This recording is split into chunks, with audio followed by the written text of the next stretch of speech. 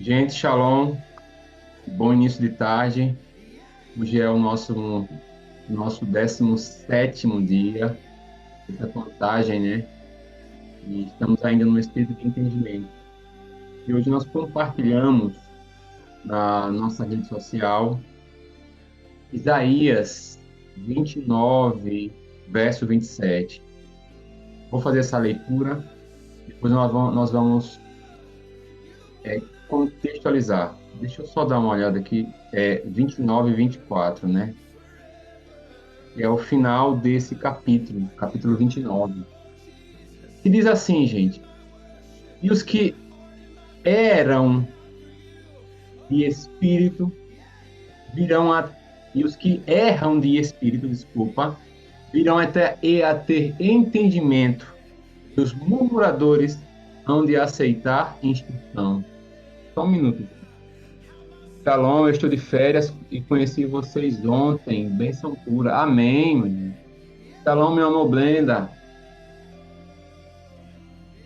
Então, o final deste capítulo 29, ele fala sobre aqueles que erram, aqueles que...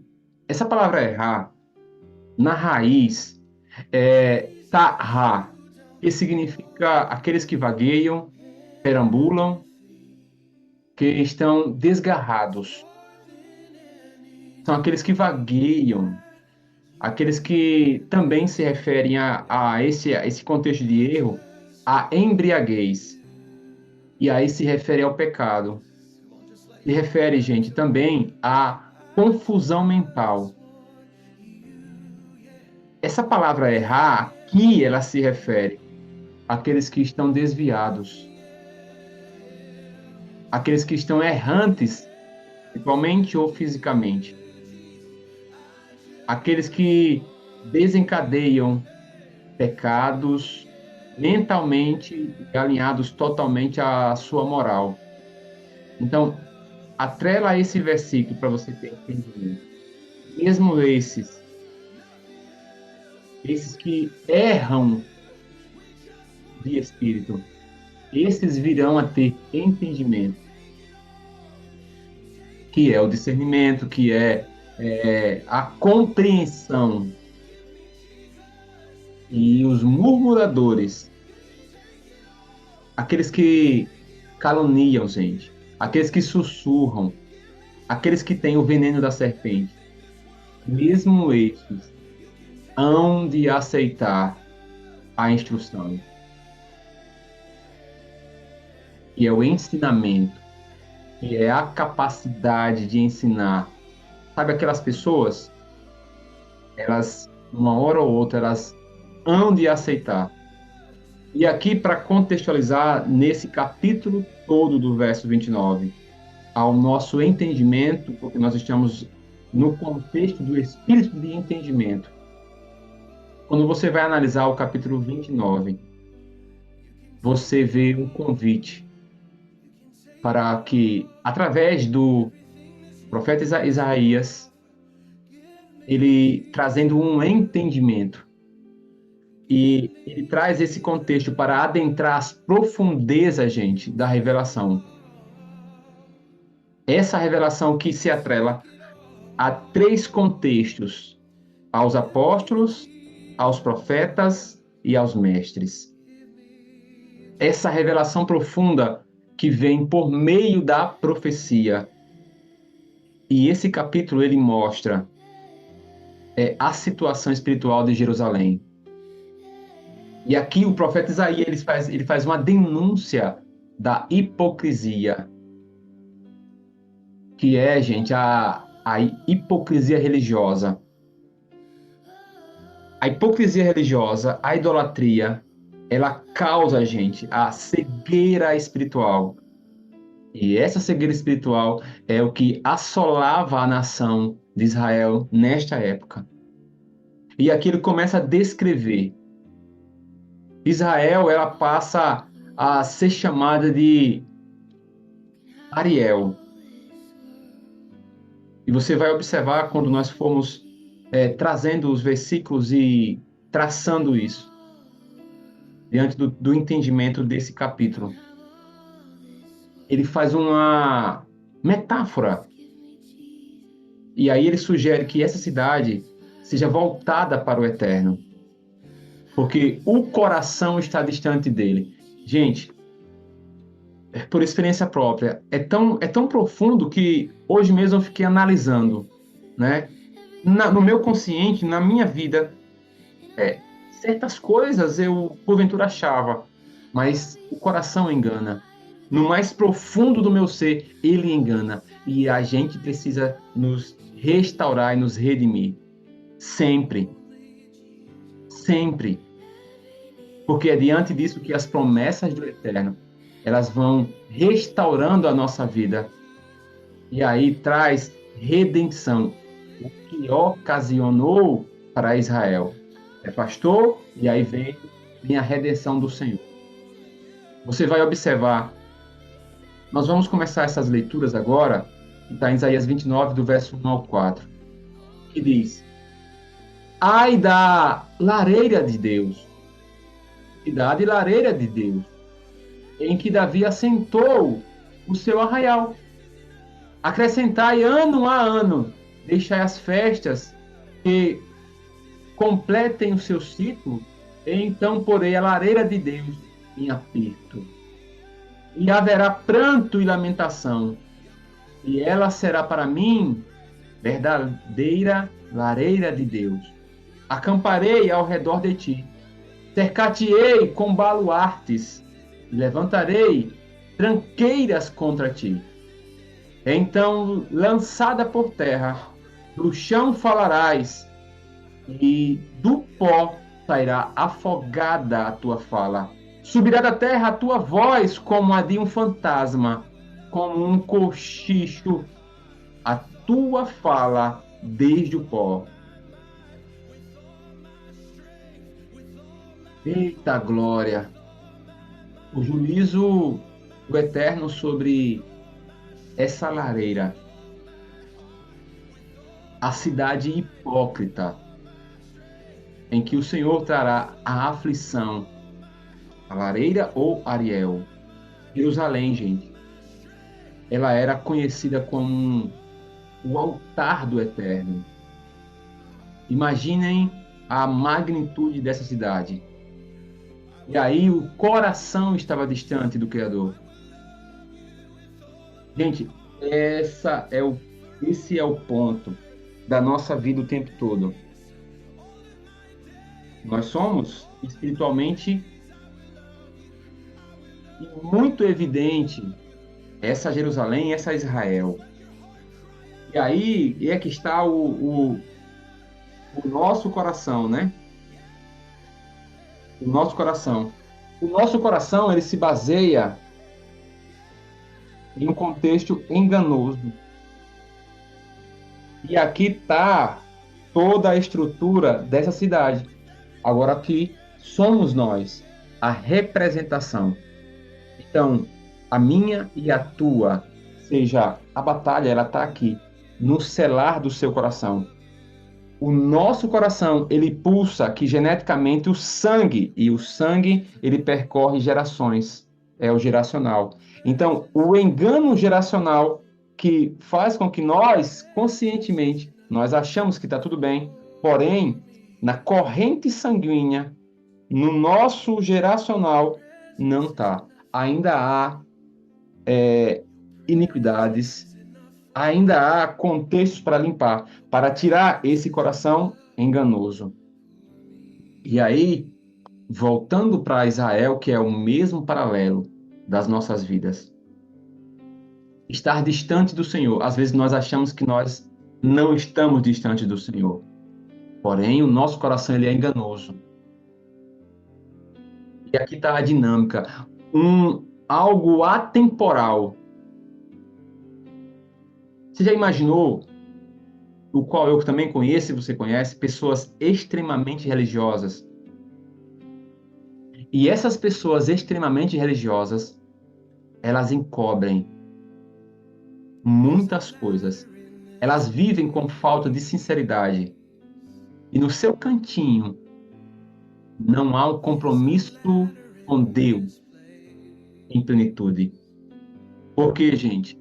Porque há um infectar no seu coração da idolatria. A mesma coisa com o contexto de Israel.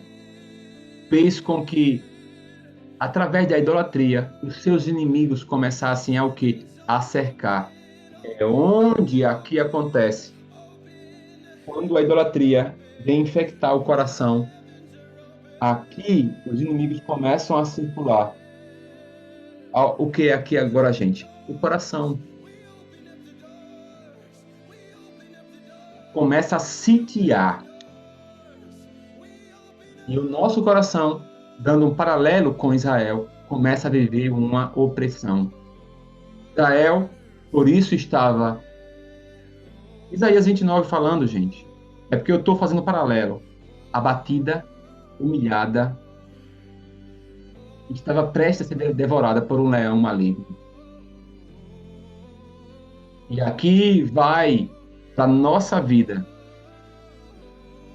a importância minha e sua de viver uma vida sincera com Deus, íntegra, íntegra. Sabe, gente, eu descobri uma coisa, que não sei se vocês percebem também. Gente, não é suficiente realizar ritual religioso. Ou exibir uma fachada, né, de uma pessoa piedosa,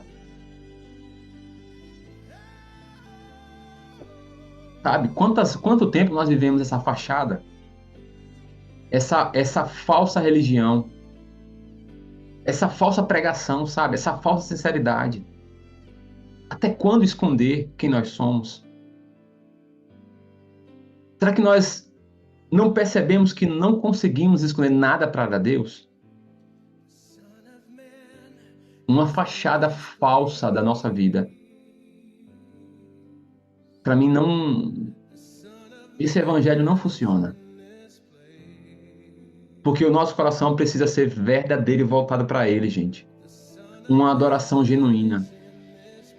E é em busca dessa sinceridade.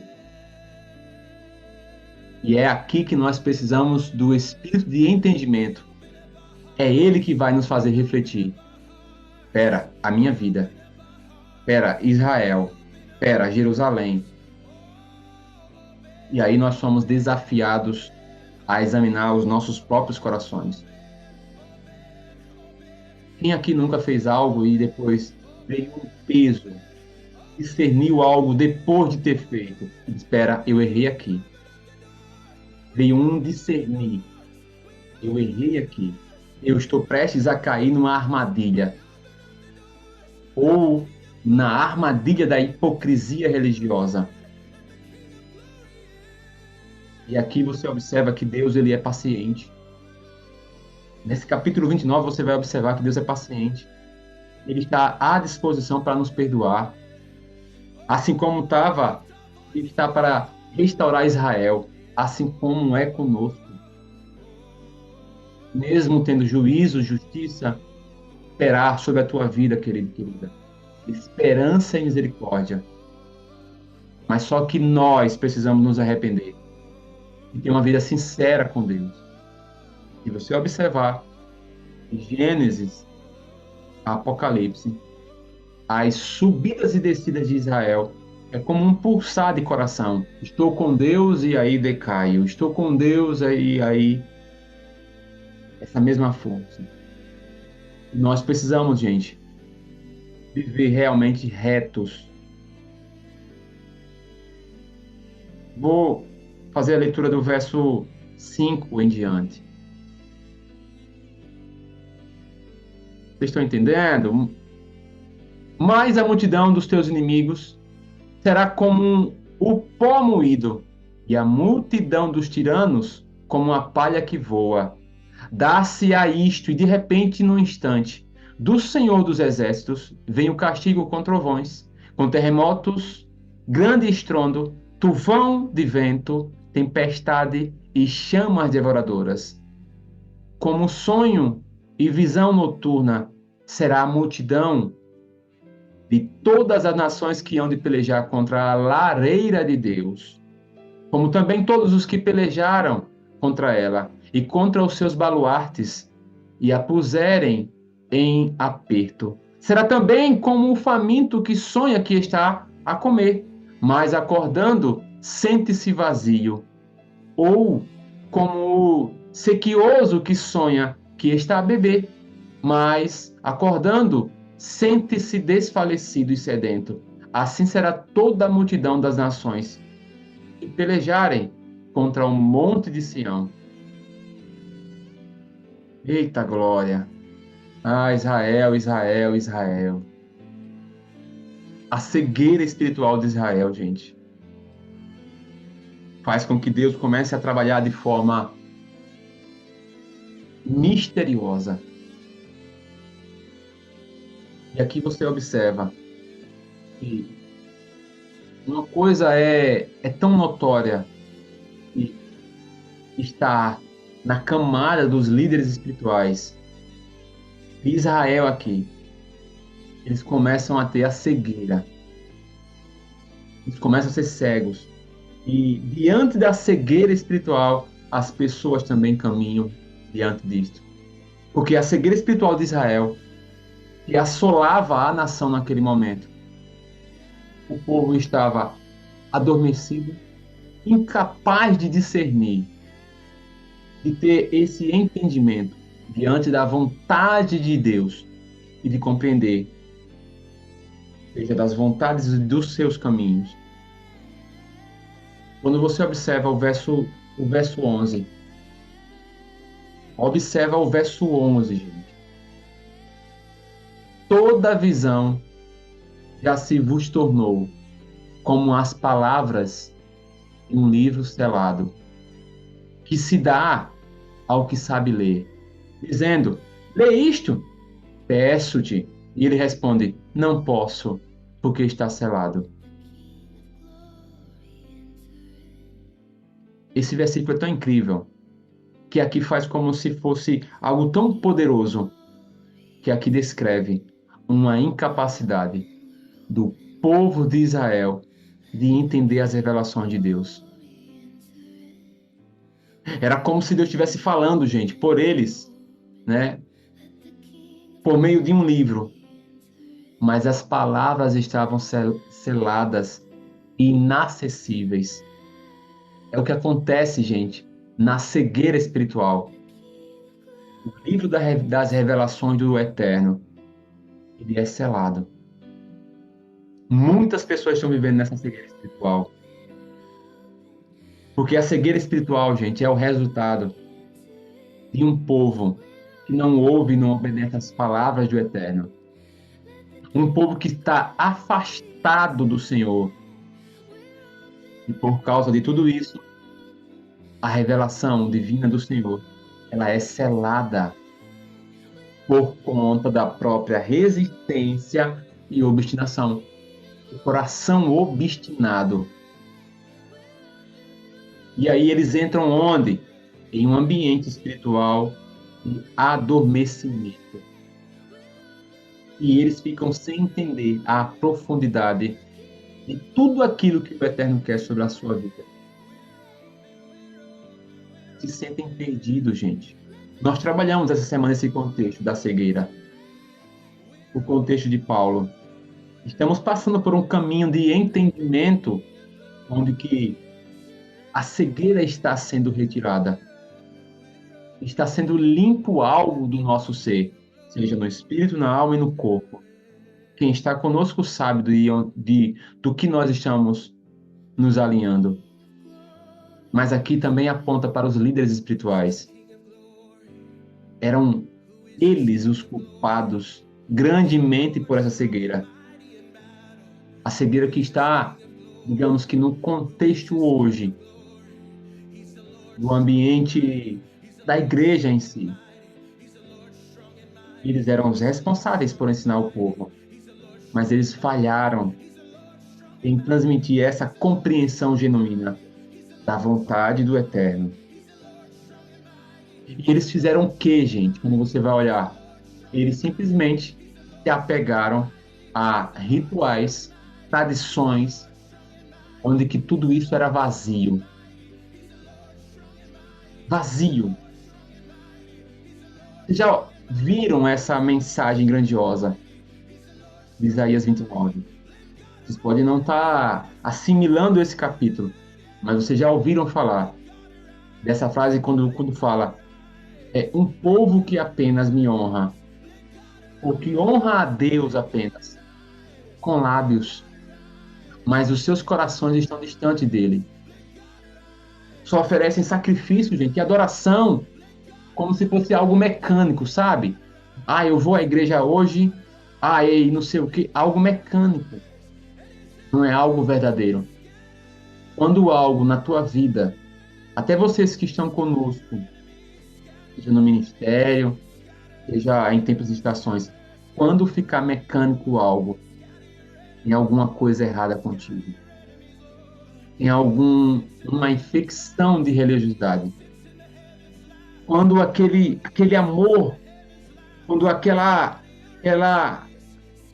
fervor, aquele temor te afastar de ti, é porque realmente algo está te atacando e está vencendo. Não está sendo uma verdadeira devoção que você está seguindo. Apenas você está fluindo em algo religioso, algo mecânico e algo distante, que é a hipocrisia espiritual. Que essa hipocrisia espiritual, gente, é uma das principais razões para a cegueira espiritual que Isaías ali tá denunciando. E apesar de tudo isso, sempre o Senhor eleva alguém para, assim como Isaías foi elevado, para dizer que o Eterno, o qual é soberano, que apesar de tudo isso, a sua vontade, ela não pode estar sendo frustrada por muito tempo. E ele chega com uma mensagem dizendo que ele realizará algo, um ato maravilhoso, a chamar a atenção de todos, até daqueles que se desviaram, abrindo os olhos espirituais, gente, e revelando a sua vontade. Só ele pode remover esse selo. Só ele pode remover esse selo, gente. Por isso nós devemos orar e buscar o tempo todo. É o livro que esconde a sua vontade e fazer com que sua revelação seja compreendida, gente. Versículo 13. Olha só. O Senhor disse: visto que este povo se aproxima de mim, e com a sua boca e com os seus lábios me honra, mas o seu coração está longe de mim. E o seu temor para comigo consiste só em mandamentos de homens. Mandamentos de homens que maquinalmente aprendeu. Quantas coisas nós aprendemos, gente, que biblicamente não tem nada a ver. Não correlaciona com o que o Senhor quer sobre a nossa vida. Mandamentos só de homens. Aí o 14 ele diz: continuarei a fazer obra maravilhosa no meio deste povo. Sim, obra maravilhosa. E um portento, de maneira que a sabedoria dos seus lábios perecerá. E a prudência dos seus prudentes se esconderá. Ai dos que escondem profundamente o seu propósito do Senhor, e as suas próprias obras fazem às escuras. E dizem: quem nos vê? Quem nos conhece? Que perversidade a vossa! Como se o oleiro fosse igual ao barro, e a obra dissesse ao seu artífice: ele não me fez. E a coisa feita dissesse ao seu oleiro: ele nada sabe. Gente, nós não podemos esconder nada do Eterno. Não podemos dizer obras às escuras. achando que ninguém nos vê, ninguém nos conhece. E aí, essa é a perversidade nossa.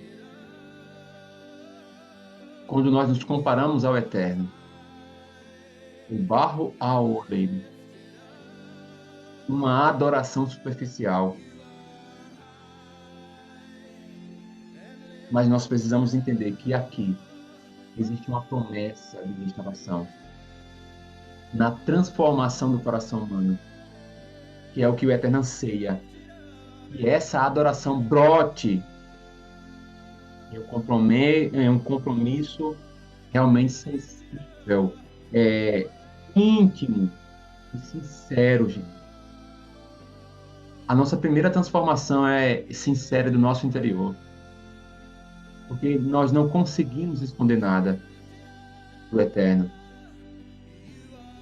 E realmente é essencial que nós venhamos rever, trazer entendimento. Toda a adoração externa vem com rituais para tirar essas mudanças ritualísticas, para nós termos uma atitude, um relacionamento com Deus sincero. E o Senhor hoje está te convidando para que o Espírito de entendimento traga sobre ti, para que você busque uma conexão profunda com o Criador. Ele quer surpreender a tua vida com a tamanha graça e o amor dele, para que você seja maravilhado com o seu poder. Unicamente eu quero que você entenda, se desfaça, se refaça o tempo todo. Versículo 15, gente. Em diante ele retrata isso. E do 17 diz: porventura, dentro, em pouco, não se converterá o Líbano em pomar, e o pomar não será tido por bosque. Naquele dia, os surdos ouvirão as palavras do livro, e os cegos, livres já da escuridão, das trevas, as verão. Os mansos terão regozijo sobre o regozijo do Senhor, e os pobres entre os homens se alegrarão no Santo de Israel. Pois o tirano é reduzido a nada. O escarnecedor já não existe. Já se acham eliminados todos os que cogitam da iniquidade, os quais, por causa de uma palavra, condenam um homem, os que põem armadilhas ao que se repreende na porta, e os que sem motivo negam ao justo seu direito. Portanto, acerca da casa de Jacó, assim diz o Senhor, que redimiu a Abraão, Jacó já não será envergonhado, nem mais se empalidecerá o seu rosto. Mas, quando ele e os seus filhos virem a obra das minhas mãos no meio deles, santificarão o meu nome. Sim, santificarão o santo de Jacó e temerão o Deus de Israel. E os que erram de espírito virão a ter entendimento, e os murmuradores hão de aceitar instrução. Um julgamento dos ímpios e a redenção de Israel. O julgamento dos ímpios e a nossa redenção. Os planos secretos dos homens, e aí o alinhar do Deus que é o oleiro aqui. Nós encontramos essa poderosa revelação de justiça e de promessa, de redenção sobre a nossa vida. Então receba sobre a tua vida que o Espírito de entendimento traga sobre ti essa revelação e a justiça do Eterno e a tamanha promessa de redenção sobre ti. Porque aqui nós contemplamos um julgamento divino, uma promessa de restauração, uma revelação, algo que vem com justiça e amor. Porém, ai daquele, gente, que esconde os seus olhos e o seu propósito. Ai daqueles que tentam esconder suas intenções do conhecimento divino. Nós não conseguimos enganar. Às vezes nós perdemos, gente, algo por tão pouca coisa. E aqui o Eterno fica ilustrando, gente, a relação dele com o seu povo. Um comparativo dele como um oleiro, moldando o barro conforme a sua vontade. Evidentemente que o oleiro é maior que o barro. A soberania do Eterno, gente, sobre a sua criação, sobre a minha vida e a tua. E o intuito é nos moldar, nos transformar de acordo com o povo ligado com o seu propósito. É Ele quem realiza, gente, os seus planos. Independente, é o que esse versículo diz. Independente da resistência humana. E aqui destaca algo tão profundo, que é a dependência que nós temos que viver diante da graça e misericórdia dele. Mesmo quando o povo se desviou, mesmo quando nós nos desviamos e desobedecemos, ainda ele é nosso Pai. Ainda a obra de redenção e de restauração dele é certa sobre a nossa vida. Então, por mais que você fique se lamentando, por mais que você fique memorizando tudo aquilo que estava no seu passado, mesmo diante daquilo, o Senhor é teu Pai ainda. E o que Ele quer fazer sobre o teu coração é restaurar, é trazer essa obra maravilhosa de Yeshua sobre ti. Fazer com que você, mesmo nos momentos em que os erros foram grandiosos, e esses erros fizeram você vaguear, perambular, cambalear por aí, estar confuso na sua mente, até se embriagar totalmente de todas as coisas, de você se desviar. Mas o Senhor, para esses mesmos como nós fomos, errantes de espírito, assim como eu, como você, nós viremos a ter entendimento. E que o espírito de entendimento venha sobre ti. E que ele recaia sobre ti. E que a sua essência recaia sobre ti. E que ele venha fechar todas as portas de murmuração. E ele venha fechar sobre ti todas as portas em que você era murmurador. Você, porventura, sussurrava como uma serpente ou caluniava. Que tudo isso seja apagado da tua vida e seja levado ao mar do esquecimento. Para que você comece a aceitar a instrução pura e eficaz do Senhor. E começar a receber a revelação dele. Começar a receber tudo aquilo que vem diretamente do céu. A total capacidade de ensino sobre ti, que vem diretamente do Eterno. Então, que hoje o Espírito de entendimento traga sobre ti uma transformação sincera e interior, e que essa transformação interior desencadeie exteriormente, que venha atravessar o teu espírito, a tua alma e desencadeie no teu corpo uma mudança profunda de vida, de atitude, de relacionamento com o Eterno. Que você venha buscar essa conexão profunda. Que você revise Isaías 29 e você veja o quanto o povo de Israel, os seus altos e baixos, e o Senhor nunca desistiu, assim como Ele nunca desiste de nós, realizando atos maravilhosos. Você já chegou para parar para pensar essa semana? As maravilhas e os milagres que o Senhor tem feito sobre ti? A restauração que Ele está começando a construir, limpando totalmente o seu eu como um Israel espiritual, como essa Sião espiritual. A observação da esperança dessa renovação espiritual nossa. Essa promessa sendo realizada na nossa vida. A transformação, gente, do nosso coração.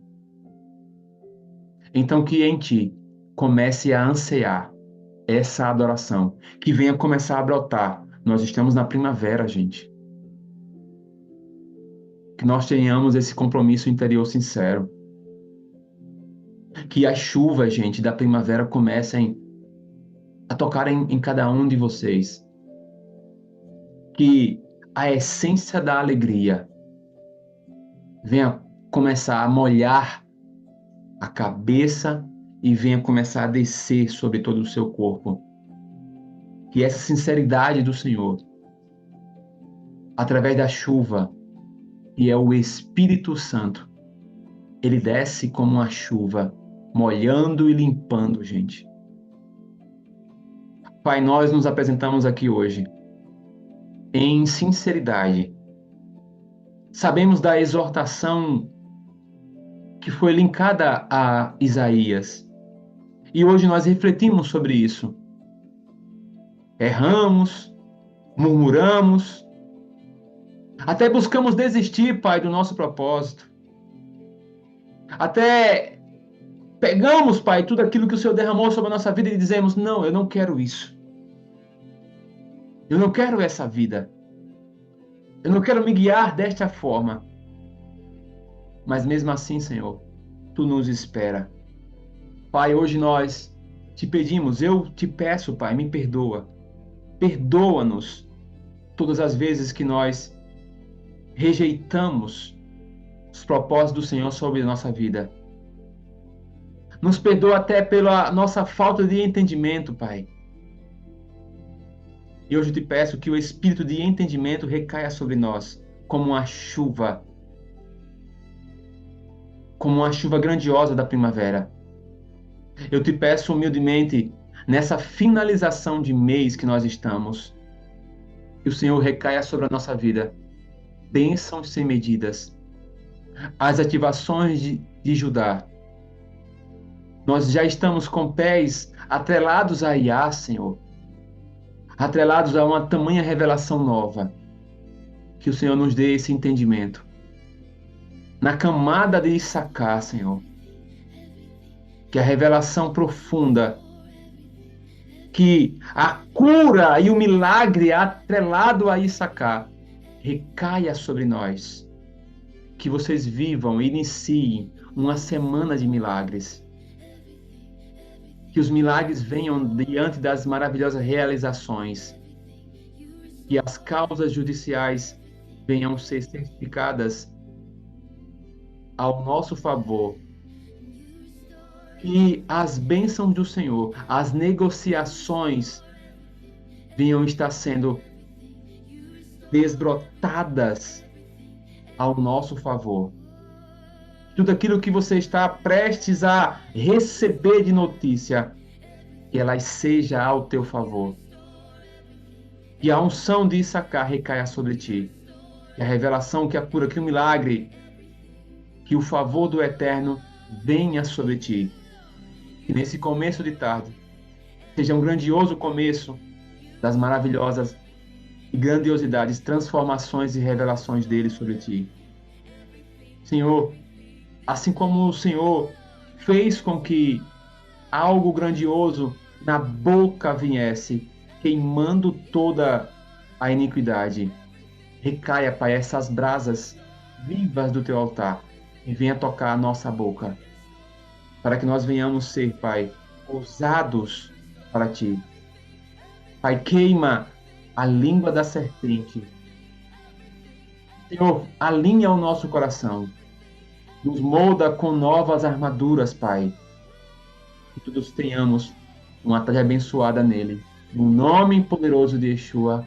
Amém e amém. Amém. Gente, o Eterno abençoe a vida de vocês. Shalom, shalom.